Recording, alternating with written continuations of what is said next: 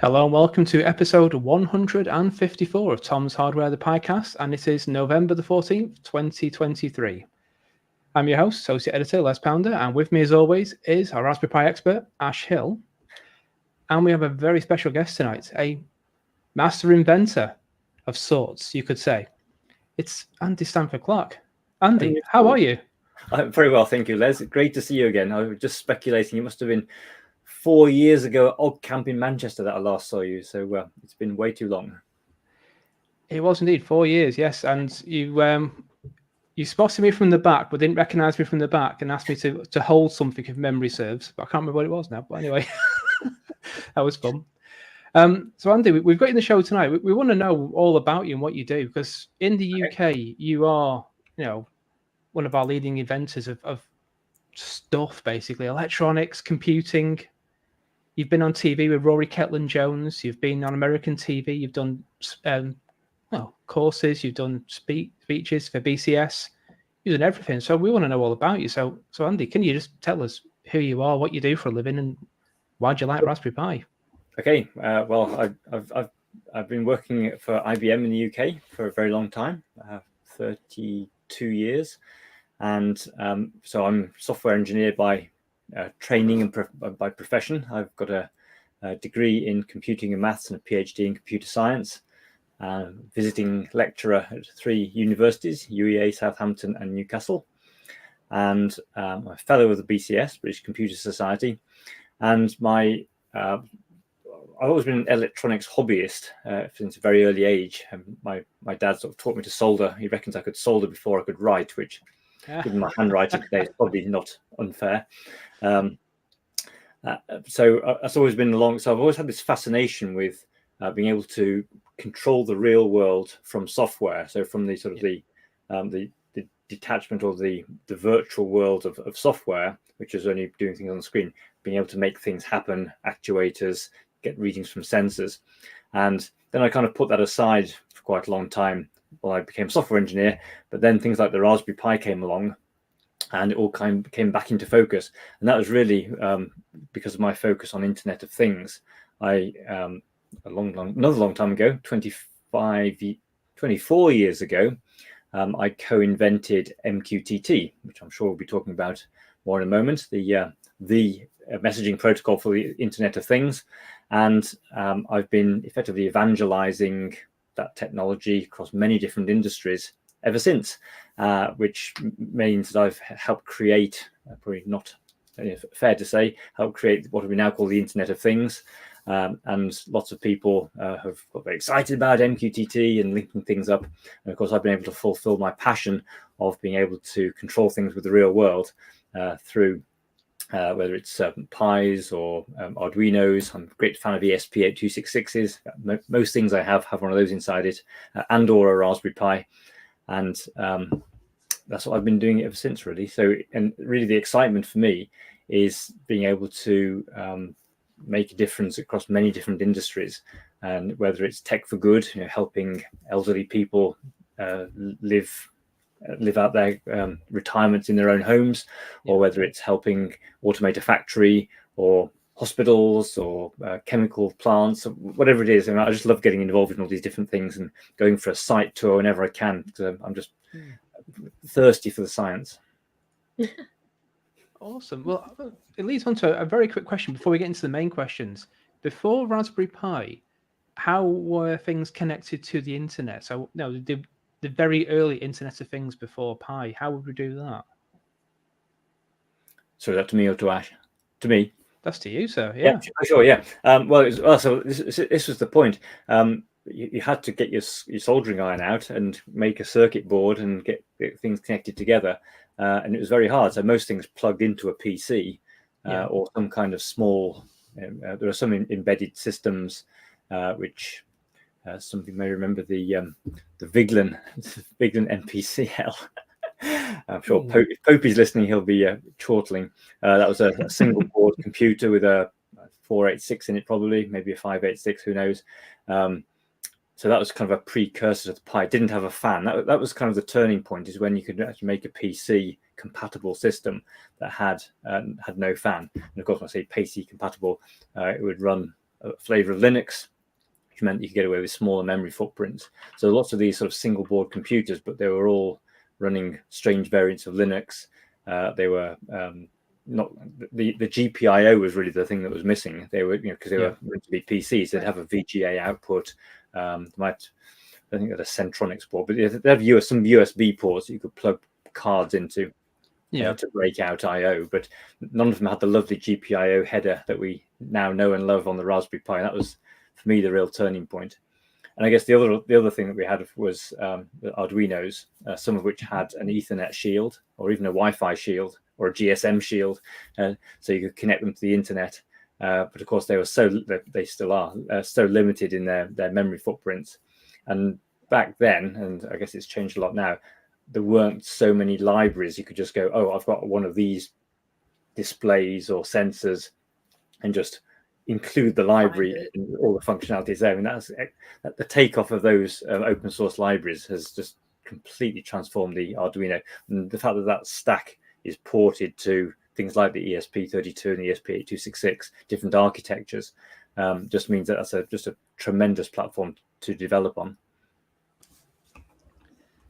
That is awesome. I came into electronics and IoT stuff via Raspberry Pi, and it sort of got my mind racing. Before that, I was doing Arduino stuff, very limited. And yeah, it was all right, it was fun. But the Pi, the GPIO, the internet connectivity with Ethernet to start with, just was like fantastic. I could do wonderful things. So it's interesting to hear how you sort of gravitated towards the Pi because of the GPIO. We say thanks to Pete for that. Cheers, Pete. Absolutely. Thanks, Pete. Yeah, lovely bloke. So with Raspberry Pi, we've got internet connectivity, and you're well known for MQTT. So first of all, I want to ask, what does it stand for and what does it do? Because everyone says to me, it stands for this, and everyone gets it slightly wrong, including me. Okay, well, back in the midst of time, it stood for Message Queuing Telemetry Transport, so MQ, and that's because the name came from the IBM product family WebSphere MQ, where MQ was message queuing. So it's Message Queuing Telemetry Transport. However, once we made the move to standardizing MQTT, and it wasn't something that came from IBM anymore, then we wanted to kind of dissociate from that. And also message queuing telemetry transport is quite a mouthful if you ever say it out loud. So rather like BT doesn't any longer stand for British Telecom and BP doesn't stand for British Petroleum, they're just BP is the name of the company, then MQTT is the name of the protocol. So it doesn't really stand for anything anymore. Rightio. We've cleared that up once and for all, everyone. That's it. Set in stone. So I want to know about how it came to be. I mean, what makes you think, hey, we need a protocol that's lightweight and get data shifted around the world really quickly? What's the thinking behind that? So I was working back then in the oil and gas sector in what we call SCADA systems, supervisory control and data acquisition, or SCADA if you're in the US. Wave to Ash. And the predominant thing then was the hundreds of protocols for every different device, even different devices from the same manufacturer would talk different protocols or different variants of the protocols. And they were very arcane, or some of them claimed to be open but charged you hundreds of dollars for the spec. Some of them weren't, and that was kind of defined vendor lock-in, was that you couldn't get hold of the spec of the protocol because you had to keep buying from that particular manufacturer all across your entire estate. And people were fed up with it, and they were having to, every time they moved to a different vendor to buy a different sensor or something new came along with a different sensor head on it, they'd have to change, add an extra protocol to all of their back-end applications because they're all linked point to point. And I was working with Arlen Nipper, who was the CEO of Arcom Control Systems, who was a well-known SCADA integration company in the US and the UK. And we said, what if there was just one more protocol? It was really simple, really lightweight, completely open, free, didn't have any baggage associated with it in terms of patents or copyrights to a company or anything like that. And so you only have to implement one more protocol, kind of one ring to bind them all, and that would be the last one. And everyone we spoke to said, yeah, that'd be fantastic. Imagine not having to pay for the protocol spec. So we said, right, let's invent it then. So we sat down, not one day, but over a short period of time, came up with what was originally a wire protocol. So it didn't sit on top of TCP/IP at all. It was literally on the wire. In fact, it was called on the wire protocol, OTWP to start with. And then we started evolving it, and I worked with some of my colleagues in IBM Research, and we tested it out with some clients, as customers, as in not clients, as in servers. And we got some feedback. So it was a very agile development process, we call it now. So it wasn't a sort of waterfall process, and we came out and said, ta-da, here it is. We got some early version, we got feedback from potential users. And after a while, we realized, in fact, one of my colleagues pointed out to me that we'd basically reinvented half of TCP/IP in order to get all the packetization and the order delivery and the checksums and everything. They just said, why don't you just use TCP/IP? They're quite good at it. And the reason was, in fact, that TCP/IP was actually not widely adopted in the SCADA world back then. In fact, I joke now that some of these customers couldn't even spell TCP/IP, but actually one of the customers said, it's TCP/PI. What is it exactly? They hadn't even heard of TCP/IP when we went to talk to them about implementing the system. So it wasn't completely unreasonable not to use it, but the writing was on the wall that people were going to be using TCP/IP, and packet switch networks were becoming more common, replacing point-to-point dial-up modem lines. So we took the decision and said, well, we know it's coming. Bandwidth's getting cheaper, GSM's coming along, all these things. We could see the way the world was going. Let's base it on TCP/IP and make it an application level protocol alongside things like HTTP, Telnet, FTP, that sort of level in the stack. Right. And by goodness, that was a good decision. Definitely. TCP is much better implemented than I would ever have done it. So that was it, really. And so it was the one SCADA protocol that you'd need. And we only ever thought it would be applicable to SCADA systems in the oil and gas sector. But then people started using it in other SCADA systems, factory control systems, and then in the medical industry. And we thought, in the healthcare industry, well, we can't call it a SCADA protocol and standardize it through the SCADA protocol bodies because they're using it in healthcare. And that would never go down well. So we chose OASIS as our route to standardization, and then which then feeds into ISO IEC. So we're ISO IEC 20922, if anybody wants to look it up. And that, of course, gets you into a whole new world once you're a standard, notwithstanding the XKCD problem of one more standard. A lot of contracts that you bid for say, are you a standard? And if you say no to the first question, there's no point in answering the rest of the question. So that was a real tipping point. That's interesting. So I've used MQTT in the past. So I used to work with kids quite a lot. So I'd explain MQTT as YouTube. So YouTube is the broker of sorts. So I'm publishing content on YouTube. So I'm saying, here you go, here's content. And if I want to view that content, I'm a subscriber. And that goes to Dave Jones, who's a previous guest on the show. We used to work together years ago. That was his analogy in a lesson. I was like, I am using that, Dave. Thank you very much. Because my explanation was awful, and it took a side of A4 paper. That's a great analogy. I used to say magazine publishers. So the magazine publishers, the person who's publishing the magazine sends it to IPC magazines or whatever it is. They print off loads of copies and send a copy to each of the subscribers. And the point is that the person who wrote the copy doesn't know or care how many subscribers there are. There might be 0, there might be 1 million. They just send one copy into the publishing house and it all gets duplicated out and sent on from there. So that's the analogy I used to use, which predates YouTube existing. So I don't feel too bad about that. Fair enough. Have you seen MQTT being used in any projects where you thought, I never thought it would be used in that, ever? Oh, plenty, yeah. I think in fact, I'm guilty of some of them. I was talking to some roboticists the other day, and I said that we'd done streaming audio over MQTT using a MuLaw encoder, which is about a kilobyte a second. So you can actually get reasonable, certainly voice. So I did an employee broadcast to my team over MQTT. So we all had a little Java subscriber, which took the packets, then reversed, sort of unpacked them and played them through the speakers. And I was running the encoder on my machine, and I distributed to about 50 people in my team to do an MQTT broadcast long before this was a thing we did on WebEx or whatever every day. So that was quite novel. That's awesome. Sorry. Oh, I said that's awesome. And I think people using it for one purpose, like monitoring their remote pumping station, but also on a different set of topics, monitoring the security of the site. So they might have door sensors and motion detectors, which when triggered took a photo and sent a JPEG back.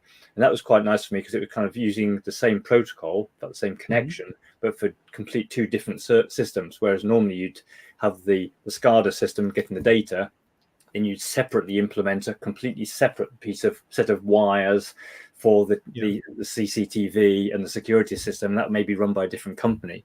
But with a topic space, you can still split that out to the security company and they could do the monitoring, but your kind of commercial data carries straight through on the SCADA system. So that was quite a nice sort of, I can see that's really useful moment. Yeah. That's interesting. So this leads me on nicely to let's get myself back in the shot. There we go. We can tell I'm used to this. Only 154 episodes. I'll get used to it one day. Getting good at it, yeah. That's it.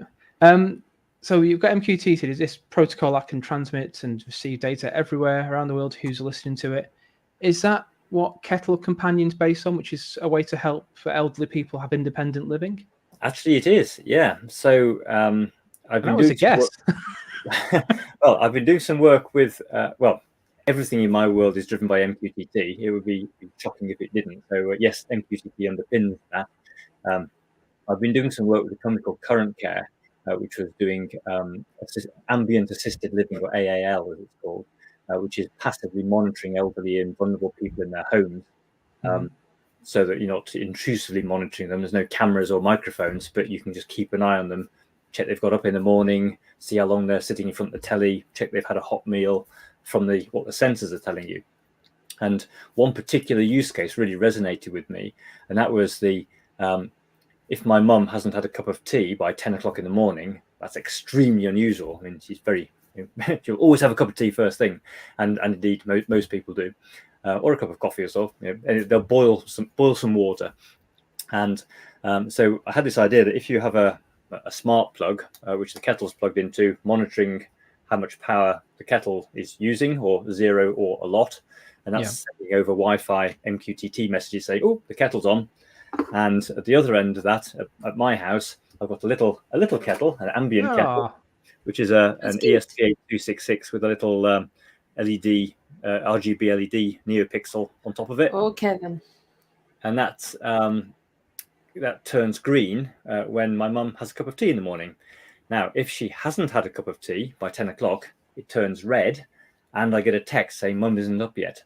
And that's really the key thing, is getting the alert. But there's also the peace of mind, the ambient connectedness, as we refer to it as, which is when the kettle boils, it turns blue, and then it kind of warms up, so it becomes magenta, and it warms up further and goes red, and then it sits on red for a while as if it's bubbling away, and then it turns green. So you actually, if you happen to spot it, mum's having a cup of tea. Oh, that's nice. I'll give her a call, or I'll have a cup of tea as well. Just puts them back into your mind. And so I've had this. I've actually evolved the ambient kettle, as it's now called. It used to be Kettle Companion. It used to be called Ambient Kettle for many years, with a good friend of mine called Laura Cowan, who's a colleague at IBM. And we went through the psychology of the surface features of the kettle experience. And I was thinking, one day I want to make this into a product. And it wasn't until I was talking to my very long-standing friend Alex Lennon up in Liverpool. And we were talking about this, and he said, this is real tech for good. This is IoT for good. This is smoothing the rough edges off the Internet of Things experience. I was going, yeah, let's make it. So we now sell these little Kettle Companion kits, kettlecompanion.com, and lots of people are keeping an eye on their elderly relative or other loved one. And it's a really good feeling to think that 10 o'clock in the morning, the alerts go out for anybody who's not up and about yet, and people will be giving them a call saying, are you okay? But mostly people are up and about, and the kettles are green, and we don't need to send any alerts out, and it's all good. So it's one of my favorite projects. That is awesome. I mean, inside the kettle, I'm guessing it's not a Raspberry Pi, so it's just a bit too small. So what's actually inside it? Here's one I made earlier, in fact. So it's a WeMOS ESP8266 with a NeoPixel LED soldered on top of it. Oh, So it's an Arduino class machine. So there's no operating yeah. system. It's just it's got a reasonable amount of memory. The good thing about a WeMOS or the ESP8266 chip board is that it's got Wi-Fi built in. So it's like an Arduino with a Wi-Fi shield, but it's about that big, about an inch square, which means Nice. they're ridiculously cheap. If you buy these in quantity, they're like £2.50 or something. Plus a bit for the LED, and all the cases are 3D printed at home, so we're at this sort of intermediate scale where it's not worth making injection dies for plastic injection. So we 3D print them, so that's quite cool. Where can you get the STL? But if you talk nicely to me, I could potentially furnish you with the STL, as long as you don't go into competition with me, because I don't want anybody. It's. You'll just turn into a robot. That's Kevin. It's my gig. But yeah, very very happy to share the designs, and the code is quite straightforward to actually run on the thing. But it's rather like the Cheerlights code. It takes a color and it goes that color. The only exception is the boil sequence. So when it gets a special color called boil, it does the red, magenta. Blue, magenta, amber. I'll try again. Blue, magenta, red, getting hotter sequence, and that's what shows the kettle's boiling. You may have mentioned. Sorry. You may have spotted the Cheerlights Christmas tree over my shoulder. Those of you who remember Cheerlights, the Twitter phenomenon that Hans Schaller created. I now run part of the infrastructure for that, along with Hans. And of course, since the demise of Twitter, or of the Twitter APIs, we've now moved the Cheerlights APIs onto Telegram, Discord, and Mastodon.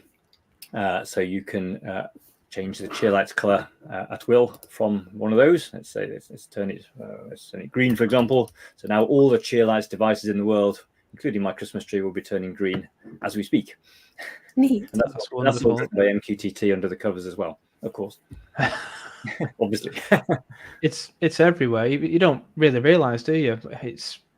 It's underpinning quite a lot of our IoT experience. Indeed, and if you use Facebook Messenger on your phone, that's using MQTT under the covers as well. So that's about 900 million people using it every day. Today I learned. I just wish I had a cent for every message that got sent, but hey, never mind. That's nice. The whole point was the reason it took off was we put it into the public domain on day one. It was open source, and that's why it took off. So that was definitely the right decision. Definitely. I just love MQTT for the simple fact it runs on almost anything. So I've run it on my laptop from a bash prompt. I've run it in Node-RED, Python, MicroPython on a Pico. It just works. It's all the same experience as well. Just put it on, send data, receive data. Easy peasy. Absolutely. So we always say it's a bit like the postal service. You decide what you want to send, and what will you do with it when it gets to the other end? And what happens in between is all handled for you by the infrastructure. And the fact you haven't got to implement that every time means you just send payload. It's called payload agnostic. So it doesn't care what you send, what the format is. That's up to you.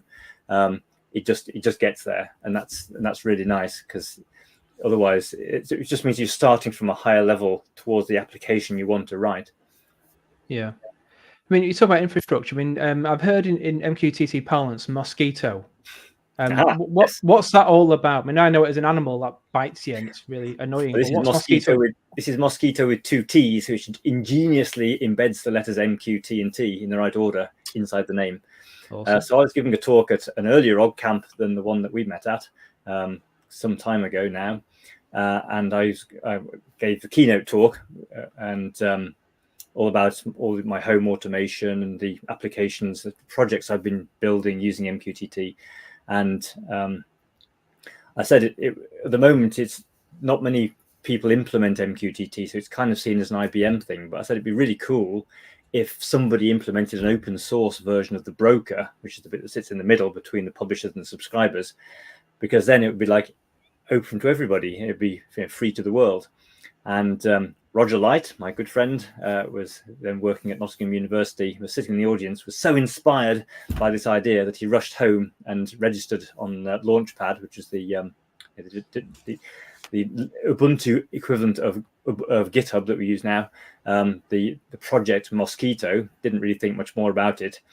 Somebody who was monitoring I think it was Andy Piper, who was monitoring the projects, and went, "Oh, someone's just registered Mosquito. That's really cool." So we tracked down Roger and said, "Oh, what are you planning to do?" And he said, "Oh, I'm planning to implement an open source version of the MQTT broker." So we're very good mates, and Mosquito is absolutely the tipping point, because suddenly you just do sudo apt-get install Mosquito, bump, and you're up and running with MQTT on any platform, well, any Linux platform. And that means it's really, really easy to implement, tiny footprint for the code. It's very secure, very scalable. It runs TLS, it runs MQTT version 5, all the things you want to do with it. So it's a superb piece of software, and that was really the tipping point for going from the tens of thousands to the millions, and probably hundreds of millions of clients for us all. That's awesome. So I've got a running order in front of me. So obviously I haven't got the brain power to keep all this in my head. So I've got something now. I want to talk about Dino Island. Now I'm guessing Dino Island also links to MQTT somewhere. Of course, and Raspberry Pi, in fact. Awesome. Can you what Dino Island is and why it exists? Okay, so on the Isle of Wight, which is sort of known, anybody's been there, known for its dinosaurs, not just the older people who live there, but also embedded in the rock. There's lots of dinosaurs that come out from time to time. There's Atherfieldosaurus, which is from the coast, just literally down by my house, which is the only specimen of that particular dinosaur that's been ever found. And there's a theme park on the Isle of Wight called Black Gang Chine, which is just around the corner from my house also. And they have what they call a dinosaur exhibit. So it's like a bit like a sort of Jurassic Park experience with these animatronic dinosaurs, which are latex rubber, full-size dinosaurs with windscreen wiper motors that make the arms go like this, and the heads go like that, and the eyes go up and down, and the mouths go like this. And some of them have they roar. The T-Rex roars very loudly with they put subwoofer shakers in the gantry you're standing on, so you literally feel it through your feet. Nice. But they were a bit boring. They just did the same things over and over again. They came with a little controller from the factory, and it just did the same sequences over and over again, a bit like Christmas tree lights. You get fed up of them after a while. Yeah. So the owner of the theme park, Alex DeBell, was talking to my good friend Lucy Rogers, Dr. Lucy Rogers, who I'm sure a friend of the show that we all know, maker extraordinaire, and she was doing some work with him at the time. And she said, well, why don't we use Internet of Things devices and MQTT and Raspberry Pis and put a new brain into the dinosaur and bring them to life? So he said, that's a good idea. So we dreamed up the idea of the Pi Jam, which was going to be a Raspberry Pi Jam, a sort of hackathon type event at the park. The park supplied the pizzas and the cake and large amounts of coffee, and gave us access to the dinosaurs in the park. We built some interface software to enable us to control the motors using some big high ampage motor controllers. So from the GPIO pins and a little Node-RED program, you could say turn on pin 1, which would be connected to the left arm, and the left arm would go like that until you turned it off. So you could then choreograph these sequences by different Node-RED flows of turn on for a certain number of seconds, turn off, trigger the next action, just keep going. So you could design these sort of dance routines, and the prize for the best one at the end of the hackathon was that their routine got deployed onto a real dinosaur out in the park, and that was just really exciting. That's a real badge of honor for us, the thing. So we had many numerous of these Pi Jams, and they only stopped because of COVID. Because we used to do them about every 6 months, and people would come from all over the place and come to the Isle of Wight for the weekend and hack stuff in the park. It wasn't just the dinosaurs. We did some like talking moose's head and some like a Mexican hat thing that came up and played music. We did a smart bin that would tell you, you'd wave the thing you wanted to throw away in front of a camera, and it would say which point to which bin to put it into, whether it was recycling or not. Oh, awesome! All sorts of things. So yeah, we had a great time, really exciting, and that's really what the Dino Island project was. That's awesome. I love the idea of it. Lucy sent me emails years ago. So to pop along, but fortunately, I always wasn't available at the time. But I do want to go. I want to hack dinosaurs. I know. Yeah. It's been all this way far north. It's just an absolute chore to get down to the Isle of Wight. No, that's true. Yeah. So we created this amazing little video, which IBM very kindly paid for, which was all about the Dinosaur Island project. And the producer of it was a great fan of Jurassic Park 1, and he'd always wanted to create in his film career an homage to Jurassic Park 1. And this was his big opportunity, dinosaurs on the Isle of Wight. And if you watch the video, which is linked from my homepage on Stanford-Clark.com, it's there, and you have to count how many subtle and not so subtle Jurassic Park 1 references there are in the short video. If you get over 10, you're doing quite well, but there are quite a few. Brill. I've placed a link to the video in the comments, so anyone who's watching this now will see the come up to say, click here, it's an MP4 link, so you can go and watch it directly. Yeah, it was on YouTube, but it got taken down, so I snaffled the MP4, and it's now hosted on my site. So yeah, awesome.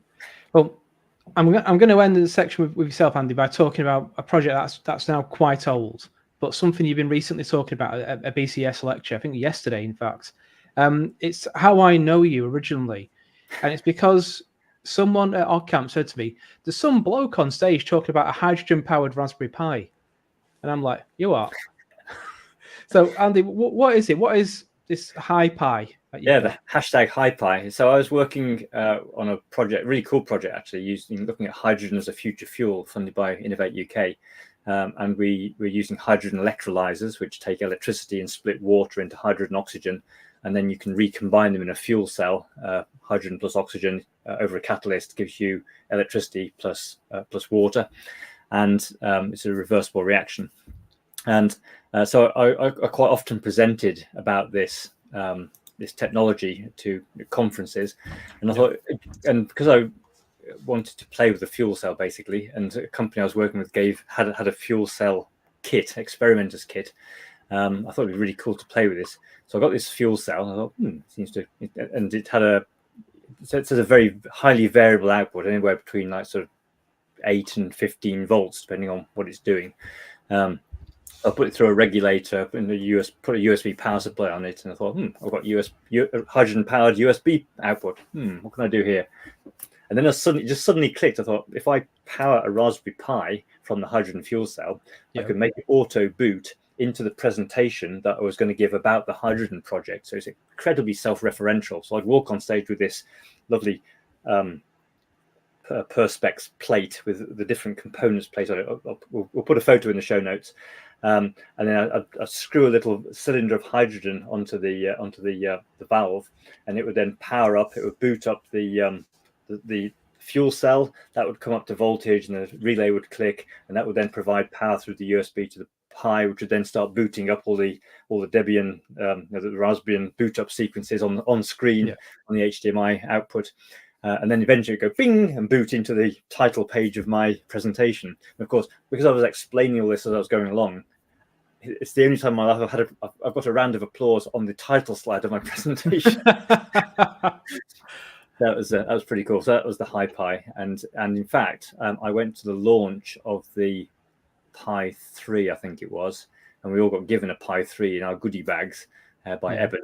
And I'd taken the HiPi along to show off as an exhibit. So it was like a little sort of show and tell of different projects. And I simply unhooked the Pi 2 and plugged in the Pi 3.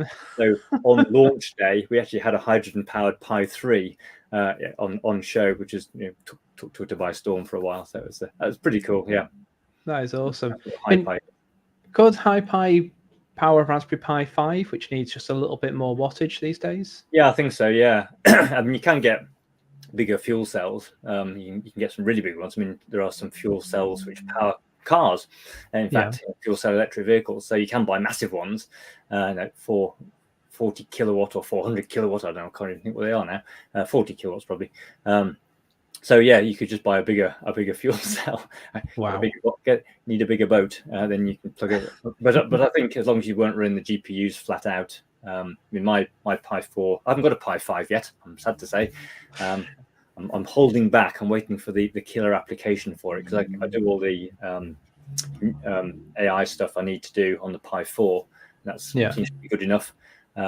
So I thought I wouldn't deprive someone of a Pi 5 just by buying one for the sake of it. But I think a high Pi 5 would be perfectly feasible. That is awesome. Well, talking of Raspberry Pi projects, this is Ash's bit now. Ash, you're going to tell us about some Pi projects of the month. Yeah, I will. Let's do this. So for those of you who don't know, we at Tom's Hardware cover Raspberry Pi projects all week long. And once a month, I go through all of these amazing projects that we've covered, and I try to pick 10 of the best ones to highlight them again. And it's hard to pick 10. I think they're all fantastic. So if I didn't cover your project, take it personal. You only have room for 10. So I wanted to talk about a couple of them to get you guys excited. And you can find the full list, of course, over at tomshardware.com. I picked a few that I liked and one Pi 5 project that actually Les worked on. I'll save that one for last so he can talk about it a little bit. But we had to get some excitement around the Pi 5, I think. So I threw that one in. But first, the first project I wanted to cover, I think, is incredibly useful for anybody who's got a cat. It is a cat food dispenser. Relatively straightforward. Uses a Raspberry Pi to activate a servo that spins around and it'll feed your cats. You can do that remotely. You could set it up to be automated. Although I think you should, if you're going to use a Pi to help take care of your pet, you should manually activate the system as much as possible. But I like the idea of using it to maybe remotely feed your pet from, maybe you're at work and you want to make sure that they're getting something throughout the day, something like that. That's what I would recommend. But, maybe you're going on vacation for just like 24 hours and you want to automate, make sure your cats have extra food while you're gone. There you go. And this one's 3D printable. You can print it at home. Can't beat that, right? Like if you're going to print a little kettle, might as well print something for your cat. Oh, absolutely fine and dandy. Yeah, we'd do that. I mean, I wonder what the protocol is that's allowing that device to feed the cat remotely. I mean, if it's something perhaps with an M and a Q in it somewhere. I don't know. Could well be. Yeah, it's running on a Pico W, so it would be more than feasible, wouldn't it? Yeah, we can put MQTT on that. Yeah.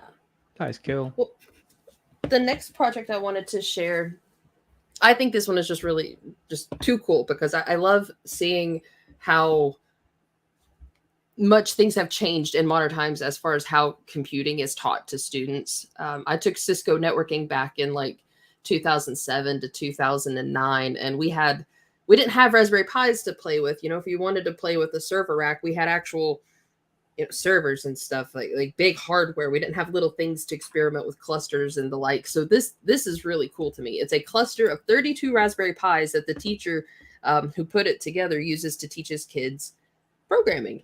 And each student is assigned a Raspberry Pi. They can remote into it they have little iMacs you can see here on their desks, and they can walk over and see the Pi, and each Pi has an OLED screen with the IP address on it.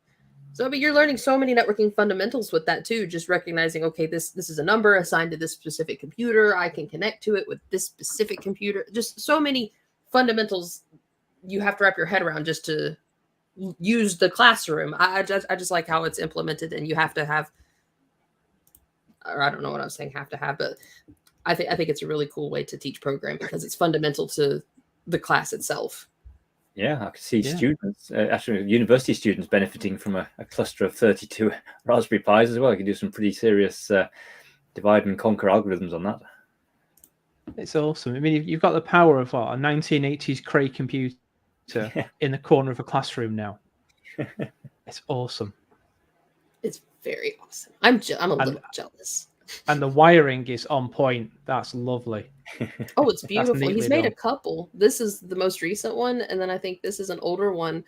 And even that looks great with the different color Ethernet ports right there. Or not ports, but cables right there. They look good.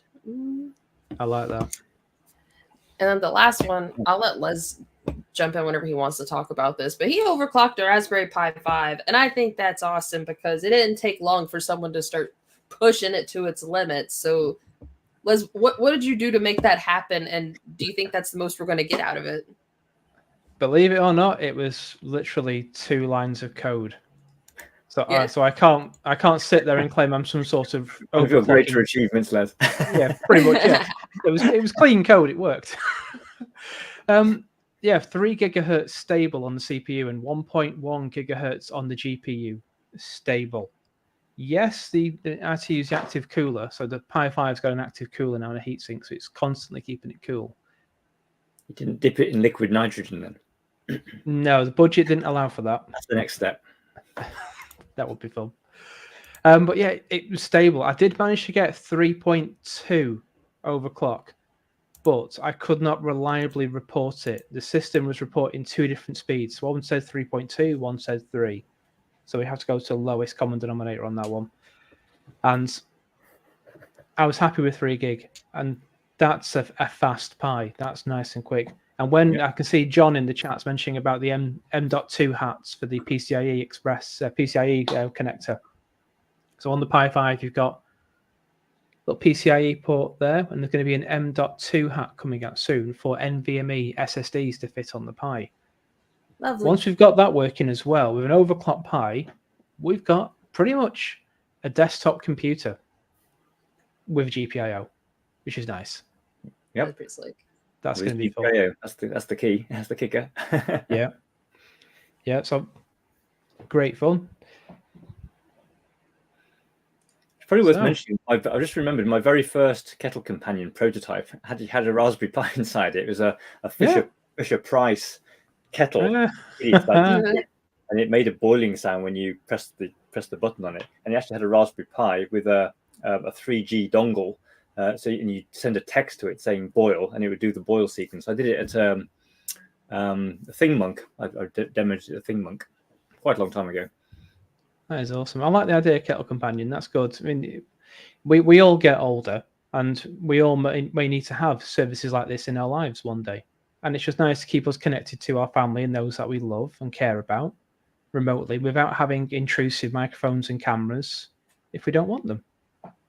Or having to call just to say, hey, are you awake yet? Or, hey, how are you doing? Just let them start their morning quietly. And then, okay, I know she's woken up. I can check on her at lunchtime or something. It's quite a cool feature that so sometimes my wife wants to call her mum and she'll go, oh, I wonder if she's up yet. And she'll go and look at the kettle. It's still in nighttime mode, which is blue. She hasn't got up yet. So then as soon as it goes green, she goes, she's up now. I'll give her a call. So it doesn't get her out of bed to answer the phone. Just nice little added bonus. Little things like that make a difference. That is good. Yeah. Really good. Brilliant. Right. Well, we've come to the end of the show, I'm afraid. We've gone slightly over time, but we always do. So that's why I thank you for coming on the show tonight. It's been fantastic to chat to you again. It's been 4 years. Let's not make it 4 years again to the next season. It's been great to see you again and great to meet you, Ash. Thank you. So that's it for this week. We'll be back next week. On the next show, we'll have Dr. David Pride coming on the show. I was speaking to him yesterday.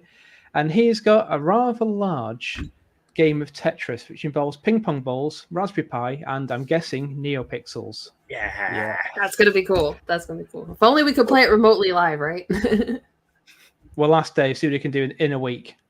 But I know a secret about the code, what he's done. I'm not going to tell you till next week. It's a secret, but you have to find out next week. But I know it. Aha. But Andy, thank you for joining us tonight. Ash, thank you as always. We'll be back next week for another show, same time, 2 p.m. Eastern, 7 p.m. UK time. See you all next week. Thanks. And there's the train. That's how you get home.